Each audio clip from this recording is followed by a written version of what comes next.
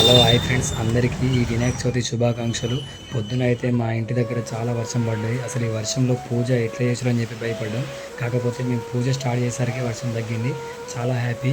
చూడండి ఫ్రెండ్స్, మా ఇంటి వినాయకుని పూజ ఎట్లా చేసినాం చూడండి.